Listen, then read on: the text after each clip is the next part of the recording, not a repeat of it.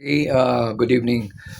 Update sa napabalitang rush to the hospital o ano nangyari kay Ombudsman Boyeng Remulla. So, fact check. So, chine-check ng Rappler. Uh, Fake news yun. Buhay si Ombudsman. Yung napabalitang nira sa hospital or lying on a bed sa hospital, AI generated according to Rappler. Okay, so pagdating sa gayon sa health ni Boyeng Remulla, a day ago, yun yung fact check. Sinabi ng Rappler na fa- fake news yun. So buhay na buhay si Ombudsman Remulla. Okay, sa ibang ano naman balita, sa balitang artista tayo. So yung mga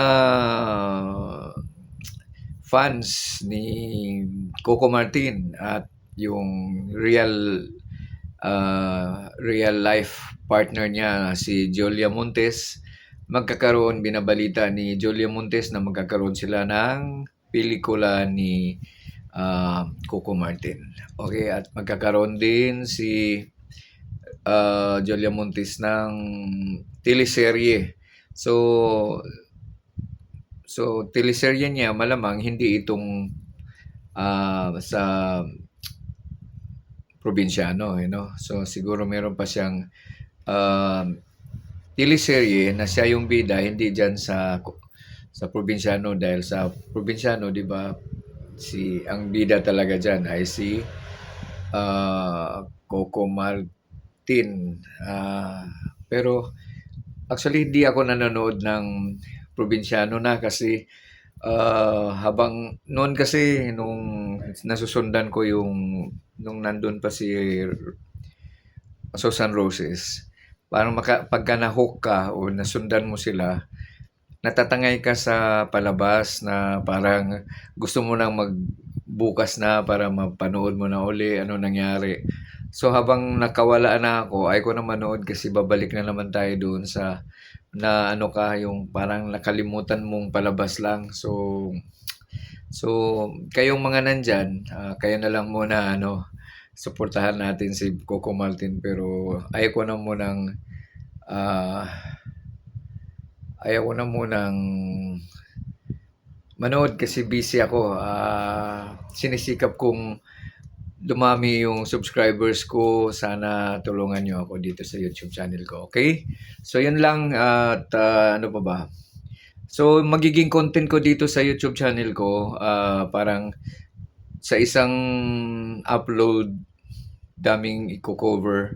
So, walang limit. Sa ngayon, dalawa lang. So, about Coco Martin and yung update sa health ni Ombudsman Remulla. So, sa ibang balita naman tungkol kay Joel Villanueva, nagbalita kanina na nag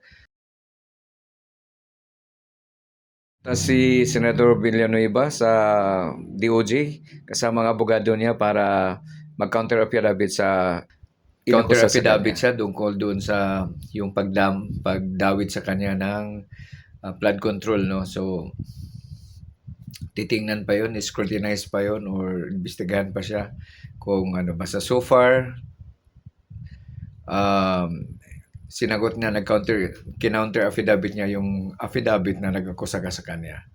Okay, so far, parang sinasabi nila na sigurado dalawang senador ang maaresto noong Christmas pa, tapos hanggang ngayon, so mukhang di natin alam. So, kung ano mangyari dun sa dalawa na yun. So, hindi natin alam. So, antayin na lang natin kung anong mangyayari, anong update, ano na maging update sa dalawang senador na yun.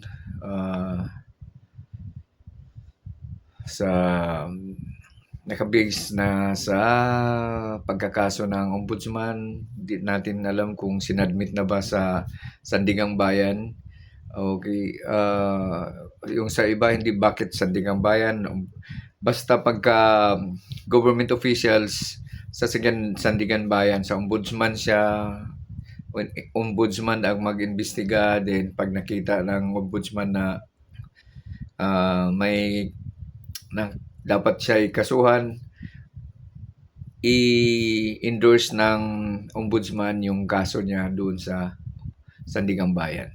At finally, ang napabalitang boyfriend ngayon ni Catherine Bernardo, si Mayor ng Lucena, si Mayor Mark Alcala. Okay, siya si Mayor Mark Alcala, ang super gwapo mayor ng Lucena City, ano. Okay, so pareho silang swerte, ano, kasi sikat na sikat si Catherine Bernardo, maganda, mabait, at ito naman mukhang mabait. Okay, so yan lang.